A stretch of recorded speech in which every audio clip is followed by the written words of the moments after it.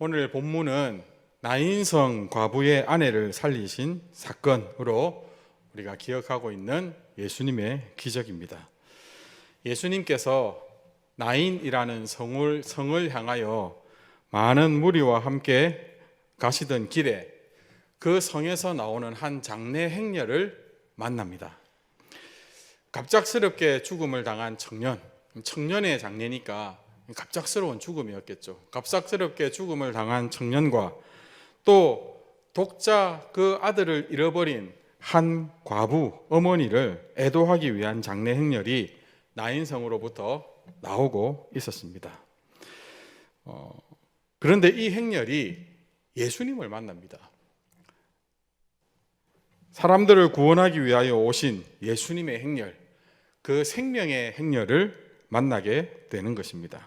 장래의 행렬이 생명의 행렬을 만나게 되는 것이죠. 그리고 우리가 잘 아는 대로 그 죽음의 슬픈 행렬이 기쁨의 생명의 행렬로 바뀌게 됩니다. 우리의 삶이 예수 그리스도를 만나면 이렇게 변화됩니다. 죽음과 같은 삶이 예수 그리스도를 만나게 되면 생명으로 변화되게 된다는 것입니다. 죽음과 같은 상황도 깊은 슬픔도 막막하게 해결할 수 없는 모든 문제도 예수님을 만나면 바뀌게 됩니다. 예수님 앞에 더 버틸 수 있는 그러한 문제는 있을 수 없습니다. 오늘 11절 말씀을 보면 이 사건을 기록하면서 그 후에라고 그 이전에 있었던 일들을 밝히고 있는데, 누가복음의 기록에 따르면 직전에 있었던 사건은 바로 예수님께서 한 백부장의 하인을 고쳐주신 사건이었습니다. 기억하시죠? 당시 이방인이었던 이 백부장은 자신의 집에 있는 하인의 그 죽어가는 병을 위하여 놀라운 믿음으로 예수님 앞에 간구했고, 예수님은 그 믿음에 응답해 주셨습니다. 누가복음 7장 6절 7절인데요.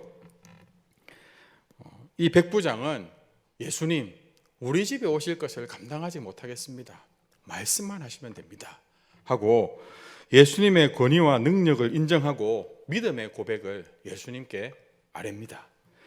여러분, 예수님께서 9절과 10절을 보면 이 믿음을 놀랍게 여기며 이 믿음을 많은 사람들에게 소개하고, 내가 이만한 믿음을 이스라엘 중에서도 만나보지 못하였노라 라고 하시며 즉시 그 믿음에 응답해 주셨습니다. 예수님께서 죽을 병에 걸린 그 한 종을 살리실 때 이 백부장의 믿음이 귀한 통로 역할을 하게 된 것이죠. 그런데 오늘 예수님을 만난 이 여인은 그냥 슬픔 가운데만 있습니다. 주님 앞에 어떤 간구를 할 수 있는 힘도 없습니다. 그냥 슬퍼하는 것 외에는 할 수 있는 것이 아무것도 없는 상황이었습니다. 과부라고 소개를 하고 있는데요. 그리고 죽은 아들이 독자입니다. 그러니 이제 철저히 혼자 남게 된 것이죠. 성경에는 과부는 고아, 나그네와 함께 가장 연약한 존재로 소개됩니다. 특별히 과부는 철저한 남성 중심의 사회에서 스스로를 보호할 수 있는 힘이 없고, 또 강한 자들이 억울하게 행할 때 그 억울함을 풀어낼 수 있는 힘이 없었습니다. 한마디로 스스로 잘 살아낼 힘이 없는 사람이었습니다. 그래서 하나님은 특별히 과부나 고아에 대해서 이런 말씀을 자주 하셨습니다. 출애굽기 22장 22절 23절인데요. 너는 과부나 고아를 해롭게 하지 마라. 가장 약한 자라고 해서 그들을 함부로 대하거나 억울하게 하지 말라는 것이죠. 네가 만일 그들을 해롭게 함으로 그들이 내게 부르짖으면 내가 반드시 그 부르짖음을 들으리라. 그 약자들을 건드리면 나를 상대하게 될 것이다 라는 경고를 하시면서 하나님이 이 과부와 고아의 편에서 응답하시겠다고 말씀하십니다. 더 직접적으로는 시편 68편 5절에 보면 그의 거룩한 처소에 계신 하나님은 누구의 아버지 누구의 재판관이라고요?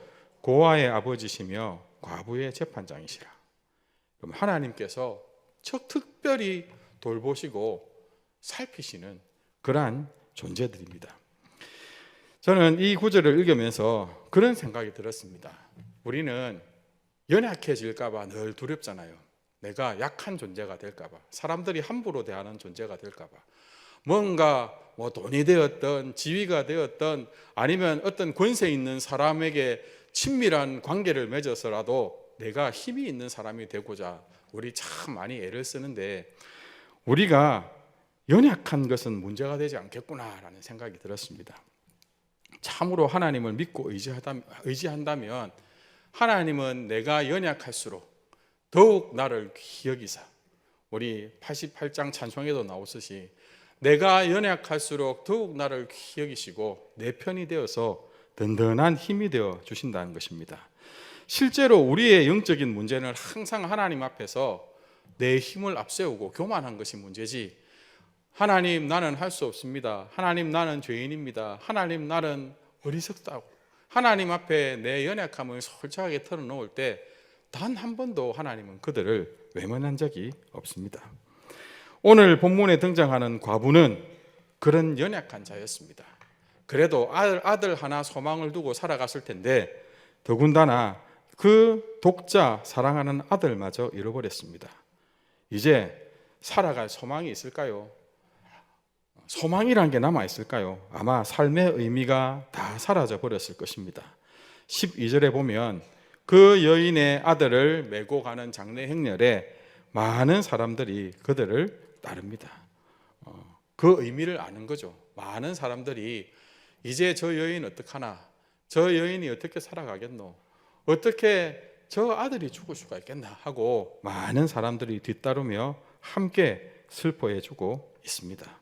그러나 딱 거기까지, 사람들이 해줄 수 있는 거는요, 함께 슬퍼해주는 딱 거기까지입니다. 함께 있어주고 함께 슬퍼해줄 수는 있지만 그들에게는 죽음을 되돌릴 수 있는 능력은 없었습니다. 그런데 그때 예수님이 오십니다. 그때 그 행렬 가까이로 예수님이 오시고 예수님께서 그 과부를 보시고 말씀하십니다. 13절입니다. 주께서 과부를 보시고 불쌍히 여기사 울지 말라 하시고, 예수님께서 뭘 보신 걸까요? 그 과부가 정말 슬프게 우는 모습을 보신 것입니다. 그리고 메고 가던 관을 멈추고 그 관이에 손을 대십니다. 그리고 또 이렇게 말씀하십니다. 14절입니다. 가까이 가서 그 관에 손을 대시니 맨 자들이 서는지라 예수께서 이르시되 청년아 내가 네게 말하노니 일어나라 하시매, 예수님께서 그 죽은 청년을 향하여 일어나라 하고 말씀하십니다. 예수님께서 보시고 불쌍히 여기셨습니다. 그냥 눈에 보이는 게 아니라 예수님께서 깊이 바라보셨다라는 의미입니다. 마음에 품으셨습니다. 불쌍히 여기다라고 하는 이 표현이 원어의 정확한 표현으로는 창자가 뒤틀린다라고 하는 의미입니다. 예수님께서 그냥 슬퍼하는 그 여인의 모습을 동정하듯이 바라본 것이 아니라 그 여인의 고통을 함께 느끼셨다라는 것입니다. 그 여인이 얼마나 슬픈지, 얼마나 그의 삶이 막막한지, 그 심령이 얼마나 절망적인지 예수님께서 함께 그 고통을 느끼시고 그리고 말씀하십니다. 울지 말라. 우리도 슬퍼하는 누군가가 있으면 집사님 울지 마세요, 힘내세요 이런 말 하잖아요. 예수님의 말씀은 이런 말씀이 아니라는 거죠. 다독거리는 것, 위로하는 것 중요한 일이지만 그들은 그것이 공감하고 동정하는 것이 전부일지 몰라도 예수님은 다르다는 것입니다.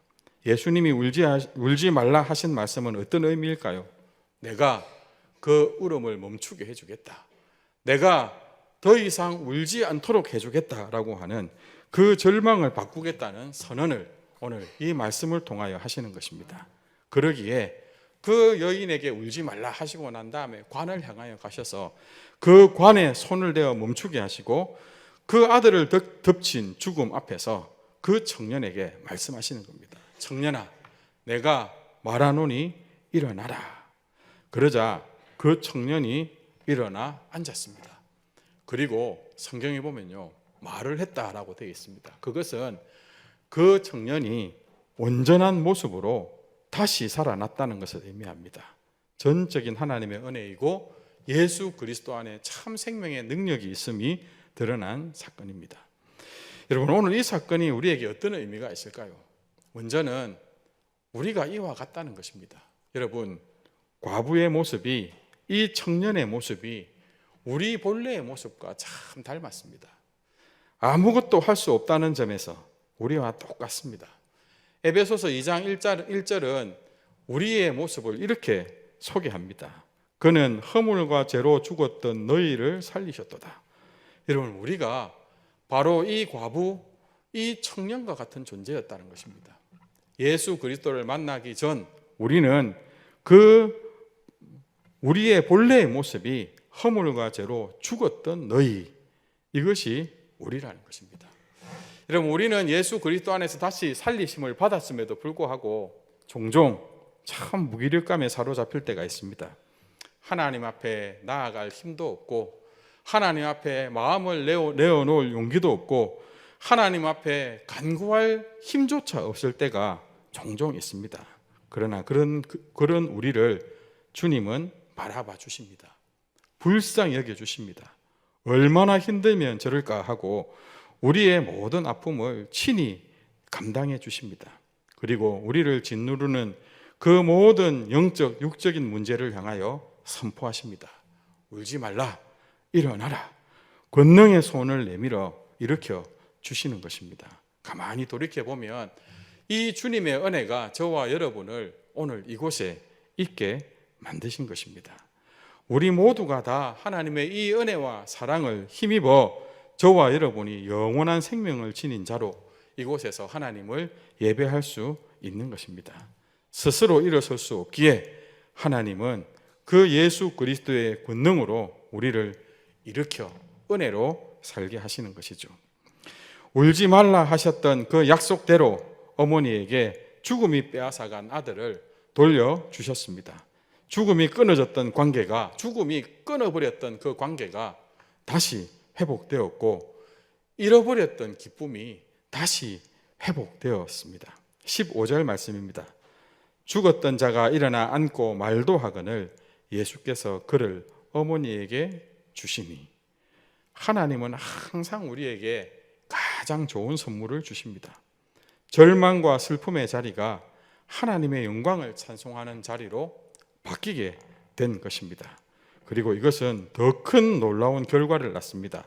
16절 우리 같이 한번 읽어볼까요? 시작. 모든 사람이 두려워하며 하나님께 영광을 돌려 이르되 큰 선지자가 우리 가운데 일어나셨다 하고 또 하나님께서 자기 백성을 돌보셨다 하더라. 아멘. 여러분, 이 광경을 목격한 사람들은 그냥 그 여인을 위하여 함께 슬퍼해 주던 사람들이었습니다. 우리 집에 이런 일이 닥치지 않은 게 다행이다 생각하고, 참 우리 집에 이런 일이 닥치지 않았으면 좋겠다 하는 바람을 가지고 지금 슬퍼하고 있는 그 여인을 그냥 위로해 줄 수밖에 없었던 그 자들이 하나님께 대하여 눈이 뜨여지고 예수 그리스도를 다시 볼 수 있게 된 것입니다. 큰 선지자가 우리 가운데 일어나셨다. 예수님을 인정하기 시작했고, 그보다 더 놀라운 사실은 하나님께서 자기 백성을 돌보셨다라는 고백이 그 사람들 입에서 터져 나오기 시작했다라는 것입니다. 하나님을 마음으로 떠났거나 그냥 희미한 관계로만 붙들고 있던 그들에게 하나님을 향한 믿음이 확실해지게 된 사건입니다. 하나님께서 자기 백성을 돌보셨다. 우리 하나님께서 지금 우리를 돌보고 계신다. 여러분, 더 이상 무엇이 두렵겠습니까? 무엇이 더 필요하겠습니까? 오늘 이곳에 계신 예수님은 그냥 단순히 한 청년의 죽음의 문제, 한 가정의 슬픔의 문제만 해결하시는 분이 아닙니다. 무너진 관계, 모든 잃어버린 공동체, 깨어진 삶의 모든 영역을 다시 회복시키시는 분이시라는 것입니다. 이 모든 것이 아들을 잃은 한 여인의 눈물을 불쌍히 여기신 그 주님의 긍휼 때문에 일어났습니다. 여러분, 눈물이 있으면 삽니다. 주를 향한 눈물이 있으면, 그래서 주님께서 우리를 바라보시기만 하면 우리는 삽니다. 이런 말이 있더라고요. 눈물은 하나님께 드리는 완벽한 언어이다. 눈물은 하나님께 드리는 완벽한 언어이다. 우리가 하나님께 할 수 있는 가장 정직하고 가장 간절한 고백이 바로 눈물이라는 것입니다. 눈물은 살리는 힘이 있습니다. 여러분, 진짜 절박하면 우리가 하나님 앞에 어떤 기도를 하게 될까요? 기도를 좀 그럴듯하게 멋진 말로 기도하려고 애쓰게 될까요? 그렇지 않을 겁니다.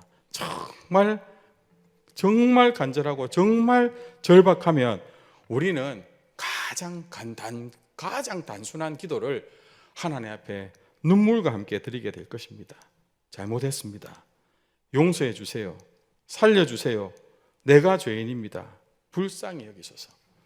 여러분, 우리가 정말 절박하면 하나님 앞에 할 수 있는 기도는 아마 이런 것일 것입니다.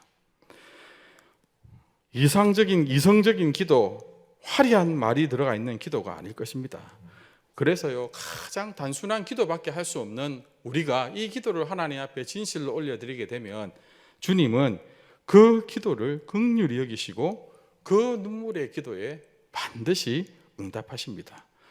여러분, 앞서서 백부장은 정말 멋진 믿음의 고백으로 예수님의 인정을 받고 그 기도의 간구가 응답받았지만 이 여인은 할 수 있는 게 아무것도 없었습니다. 주님의 이름 한번 부르지 못했고 주님 앞에 어떤 믿음의 고백도 올려드리지 못했지만 큰 슬픔 가운데 울고 있었던 그 여인을 바라보신 주님께서 그 과부를 보시고 불쌍히 여기사 여기서 놀라운 하나님의 기적을 경험하게 되는 것입니다. 왜 이럴까요?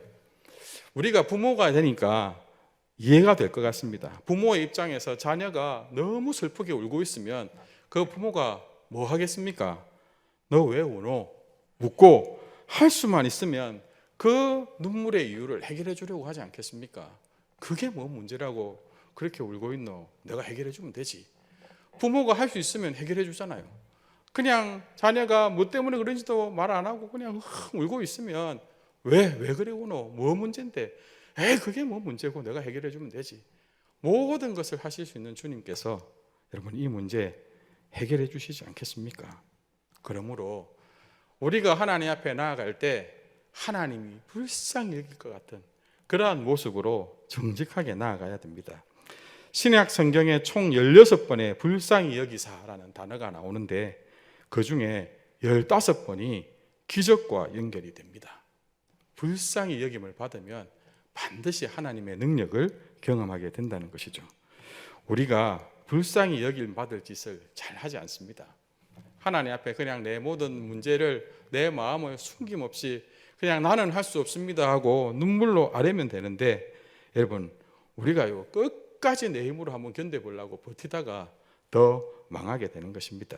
우리의 심령이 굳어있고 강팍해져 있으면 가장 먼저 마르는 것이 우리의 눈물입니다. 만일 오늘 이 장례를 치르는 여인의 눈이 말라 있었다면 이 행렬은 기적의 행렬, 생명의 행렬이 아닌 그냥 일반적인 장례의 행렬로 끝났을 것입니다.